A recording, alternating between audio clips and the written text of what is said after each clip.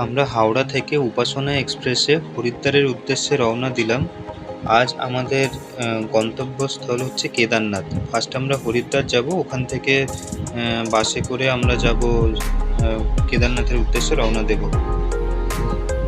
আমরা হরিদ্বার পৌঁছে হরিদ্বারে ভারত সেবাশ্রমে ছিলাম। ভারত সেবাশ্রম থেকে ফ্রেশ হয়ে আমরা স্নান করার জন্য গঙ্গার ঘাটে এসেছিলাম, হরিদ্বার গঙ্গার ঘাটে। ওখানে আমরা একটু স্নান করব, তারপর আমরা আবার ভারত সেবাশ্রমে গিয়ে ওখানে খাওয়া দাওয়া করে আজকের মতো রেস্ট করব। এখানে ওম লেখা আছে যে জায়গাটাতে, খুব সুন্দর জায়গা। এটা গঙ্গার ওপর একটা ব্রিজের মতো করা আছে, এপার থেকে ওপারে যাওয়া যায়। ওখানে আমরা স্নান করার জন্য অ্যাকচুয়ালি ওই ওমটা ক্রস করে আমরা ওখানে স্নান করতে যাচ্ছিলাম। নর্মালি উপাসনা এক্সপ্রেস বিকেলের দিক করে হরিদ্বার পৌঁছয়, তো ওই দিন আর স্নান করার স্কোপ থাকে না। আমাদের উপাসনা এক্সপ্রেসটা পাক্কা একদিন লেট ছিল, মানে পরের দিন হাওড়া থেকে ছেড়েছিল, যেদিন আমরা বুকিং করেছি তার পরের দিন। সেই কারণে আমরা পরের দিন সকালে ছাড়ার কারণে আমরা সকাল সকাল হরিদ্বারে পৌঁছে গিয়েছিলাম, তাই আমরা স্নান করার জায়গাটা পেয়েছিলাম। এবার যেদিন আমরা হরিদ্বারে স্নান করলাম, তারপরে ওই দিন বিকেলেই আমরা পরের দিনে যাওয়ার জন্য হোটেলে যাওয়া, এই সীতাপুর অবধি আমরা যাব ঠিক করেছি। সীতাপুরে থেকে আমরা তারপর গৌরীকুণ্ড থেকে হাঁটা পথে আমরা কেদারনাথ যাব। তো ওই দিন আমরা সীতাপুর অবধি বাসে যাওয়ার জন্য আমরা ওই দিনকে বাসের টিকিটটা বুকিং করে রেখেছিলাম। সকাল সকাল আমরা বাসে করে হরিদ্বার থেকে রওনা দিয়েছি সীতাপুরের উদ্দেশ্যে। সীতাপুর অবধি বাস যায়, বাস সীতাপুরেই লাস্ট স্টপেজ। সীতাপুর থেকে গৌরীকুণ্ড বাই কার যেতে হয়। তো গৌরীকুণ্ড থেকে রেজিস্ট্রেশন করে তারপর আমাদের কেদারনাথের উদ্দেশ্যে হাঁটাটা শুরু হয়। তো আমরা আজকে সীতাপুর অবধি গিয়ে সীতাপুরেই নাইট স্টে করব, কারণ গৌরীকুণ্ডের রুম রেন্ট তুলনামূলক অনেকটা বেশি হয়। যেহেতু গৌরীকুণ্ড থেকেই হাঁটা পথটা শুরু হয়, তো আমরা সীতাপুরে রুম রেন্টটা তুলনামূলক অনেকটাই কম। তো সেই কারণে আমরা সীতাপুরে আজকে নাইট স্টে করে কাল সকালে ভোরের দিক করেই আমরা বেরিয়ে পড়ব গৌরীকুণ্ড। সেখানে রেজিস্ট্রেশন করে আমরা কেদারনাথের উদ্দেশ্যে হাঁটা পথ আমাদের শুরু হবে। আমরা যেদিন যাচ্ছিলাম সেদিন ওয়েদার ভীষণই সুন্দর ছিল, এতটাই সুন্দর ছিল যে প্রকৃতি মানে মেঘও খুব একটা ছিল না, বৃষ্টিও খুব একটা পাইনি। মাঝে মাঝে টুকটাক বৃষ্টি হচ্ছিল, কারণ ওখানে পাহাড়ি এলাকার মেঘ, তো বৃষ্টি টুকটাক হয়। তো এখানে একটা ল্যান্ডস্লাইড হয়েছে, ল্যান্ডস্লাইডটা হওয়ার জন্য কিছুক্ষণ রাস্তা বন্ধ ছিল। সঙ্গে সঙ্গে রাস্তা আবার ঠিকও হয়েছে, তারপর আমাদের গাড়ি আবার চলতে শুরু করে। তো ওখানে উত্তরাখণ্ডের গভর্নমেন্ট খুব অ্যাক্টিভ, সঙ্গে সঙ্গেই ওরা কাজ শুরু করে দেয়। তো কিছুক্ষণ আমাদের গাড়ি দাঁড়িয়েছিল, যে কারণে এই ভিডিওটা করা।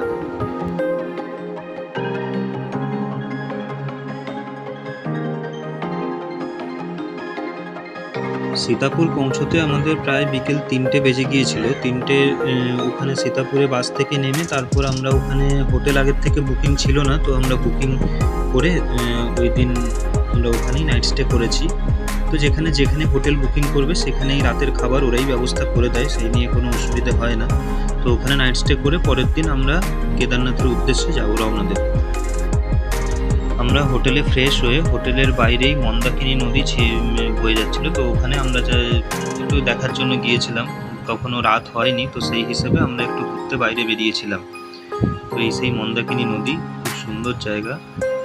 ওখানে গিয়ে আমরা ভীষণ ঠান্ডা জল, আর ওয়েদারও ভীষণ ঠান্ডা ছিল, কারণ ওখানে তো নর্মালি ওয়েদার ঠান্ডাই হয়। তো ওখানে আমরা একটু বেরিয়েছিলাম।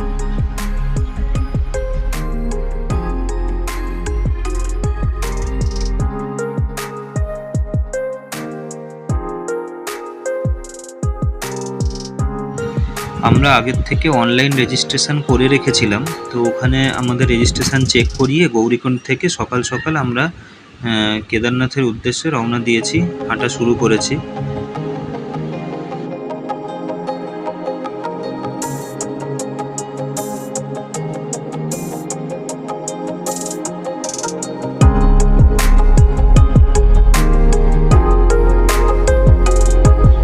কেদারনাথের এই ট্রেকিংটাতে রাস্তায় প্রচুর ঝর্ণা দেখতে পাওয়া যায়। এই ঝর্ণার জল রাস্তা দিয়েও এইভাবে ঝর্ণার জল পড়তে থাকে। তো এখানে যাওয়ার সময় ওখান থেকে কোনো জল কিনতে হয় না, এই ঝর্ণার জল খেতে খেতেই সবাই পৌঁছে যায় কেদারনাথ।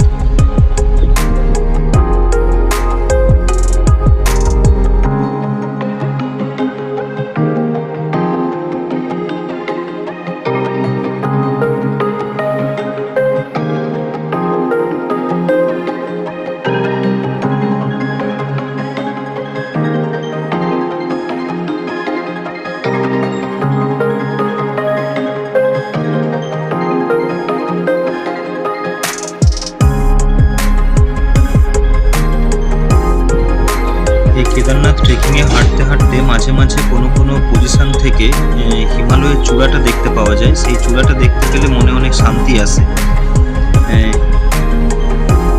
এই হিমালয়ের চূড়ার সেই জায়গা এখান থেকে দেখা যাচ্ছে। তো হাঁটতে হাঁটতে আমরা এত টায়ার্ড হয়ে পড়েছিলাম যে ভিডিও বানানোর খুব একটা ইচ্ছে হয়নি। তো এটা লাস্ট প্রায় কেদারনাথ পৌঁছবো সেই সময়, সেখানে এই লাস্ট হাঁটা পথের এই ভিডিও।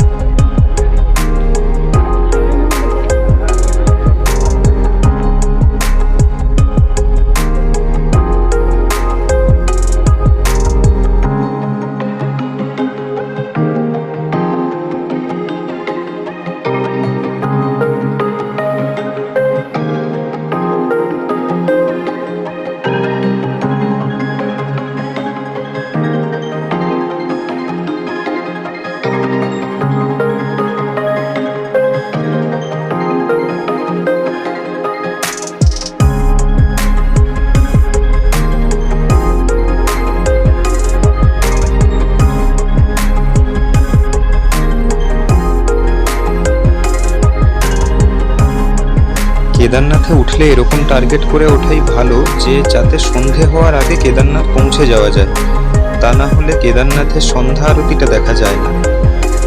এটা হচ্ছে কেদারনাথের সন্ধ্যা আরতি। আমরা অনেকটা আগেই পৌঁছে গিয়েছিলাম, প্রায় 3:30 4টের দিক করে আমরা 4টে নাগাদ কেদারনাথ পৌঁছে গিয়েছিলাম। তো সেই কারণে আমরা অনেকটা সময় পেয়েছিলাম, সন্ধ্যা আরতিটা সামনের থেকে দেখার সুযোগ পেয়েছিলাম।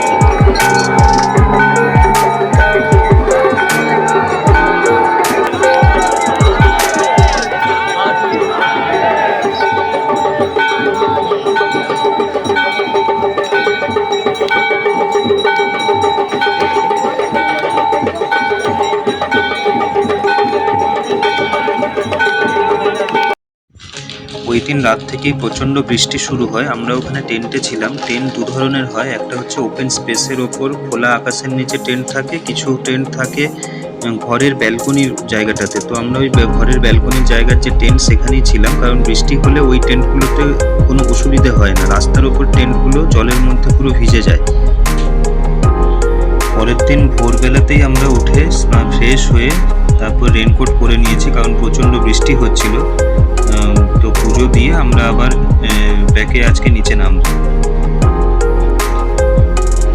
এতটাই বৃষ্টি হচ্ছিল যে হেলিকপ্টার সার্ভিস বন্ধ করে দিয়েছিল। তাই আমরা প্ল্যানিং করেছিলাম, ওকে ঘোরাতে তুলে দিয়েছিলাম, আর আমি ওর সঙ্গেই হেঁটে হেঁটে একসঙ্গে নিচে নামছিলাম।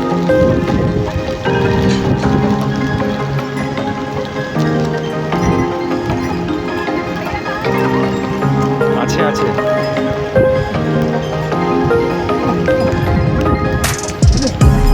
প্রচণ্ড বৃষ্টি হচ্ছিল, তাই আর ভিডিও করতে পারিনি।